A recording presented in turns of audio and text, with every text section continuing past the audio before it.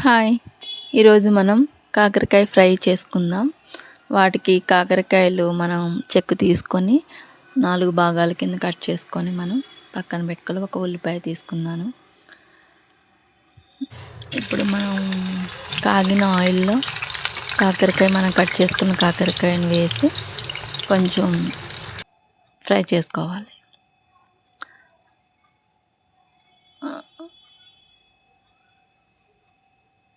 ఈ రకంగా ఫ్రై అయిన తర్వాత ఇట్లా రోస్ట్ మరీ ఫ్రై అవ్వద్దు. ఇలా ఈ కలర్ గోల్డెన్ కలర్లో వచ్చాక మనం తీసుకొని పక్కన పెట్టుకోవాలి.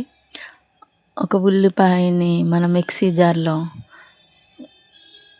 కచ్చా పిచ్చ కోర్స్గా గ్రైండ్ చేసుకొని అది కూడా మనం వేయించిన కాకరకాయ ఆయిల్లోనే వేసేసుకోవాలి.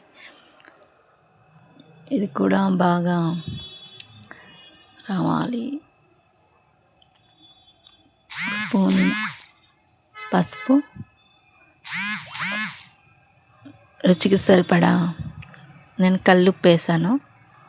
మీ ఇష్టం, సాల్ట్ కూడా వేసుకోవచ్చు. మళ్ళీ ఇది వేసిన తర్వాత మగ్గాలి బాగా.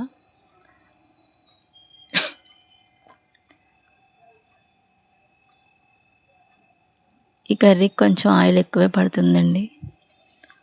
హెల్త్కి మంచిది కాకరకాయ తినాలి మనం. ఈ రైనీ సీజన్లో బాగా తినాలి, హెల్త్కి చాలా మంచిది. 2 స్పూన్స్ అల్లం వెల్లుల్లి పేస్ట్ వేసుకున్నాను, మన ఇంట్లో చేసుకున్నదే. వేయించుకోవాలి, అలానే తిప్పుతూ ఉండాలి అడుగంటకుండా.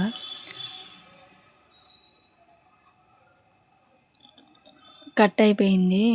నేను కారం, ఇంట్లో ఆడిన మసాలా పొడులు వేసి వేయించుకున్నాక మనం ఫ్రై చేసి పక్కన పెట్టుకున్న కాకరకాయలు కూడా వేసి మొత్తం ఒక 5 మినిట్స్ మళ్ళీ అలానే కొంచెం మగ్గనివ్వాలి. తర్వాత అదిగో ఆ గ్లాస్, చిన్న గ్లాస్ చూపించాను కదా, టీ గ్లాస్ వాటర్ వేయాలి, అంతే.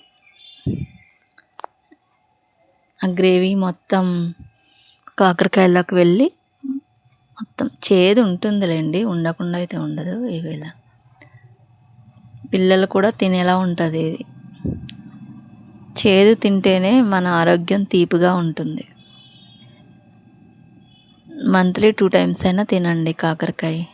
Thank you.